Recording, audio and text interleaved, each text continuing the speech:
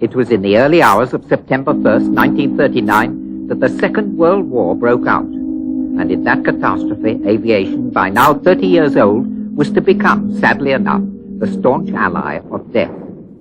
Flying techniques had progressed to a point where the air arm was often to prove a deciding factor, and behind those battling squadrons lay all the experience that had previously been gained by civil aviation. On the other hand, the war brought with it a wealth of experience which it would have needed a much longer period to acquire in peacetime, and this was to the great benefit of aviation, which was now able to apply new techniques to the advantage of the civil sector. For instance, even before the war ended, the limitations of the old piston engine were widely recognized. This led to the adoption of the jet engine, which had been designed and tried out in previous years, but had not yet been put to practical use. Another sector to develop enormously in wartime, and to the subsequent advantage of civil aviation, was aircraft instrumentation. Because of the great contribution it has made to flight safety, radar undoubtedly has a place among the major benefits that science has given to mankind. And greater safety has meant that aviation now influences, conditions, and even determines certain aspects of civil life. Take helicopters. They have been brought to such a pitch of perfection that they are almost unrivaled in many branches of flying. Today, flying is said to be within everyone's reach. In some countries, people have learned to use aeroplanes before knowing how to ride a bicycle.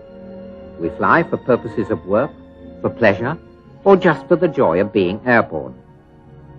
Air tourism is becoming increasingly widespread, and in Alaska and parts of Africa, the aeroplane is used in much the same way as a car. In fact, in those countries, certain journeys can only be made by air. As in the early days, many of the best pilots started flying as a hobby, and it is a hobby that is becoming increasingly popular. With modern technology what it is, there is no limit to the imagination where flying is concerned.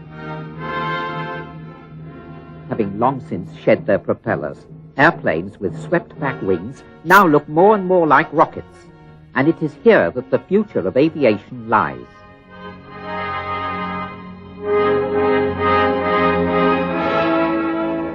The race to be first in the field, to do better than last time round, goes on unchecked. New planes of vast size transport their passengers and freight at speeds that no one dreamed of until a few years ago. This has made it possible to reduce the cost of air travel, to give, as it were, a new dimension to our way of life. It is by these means that economic barriers which have stood in the way of contacts between the peoples of one continent and another can be abolished. What then? Commercial missiles?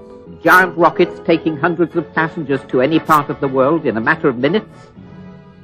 Man's dream, prompted by watching birds in flight, has become a reality. Man, too, can soar aloft. He, too, is master of the skies, of limitless space, offering as never before a vast training ground in which to prepare for new ventures, new conquests.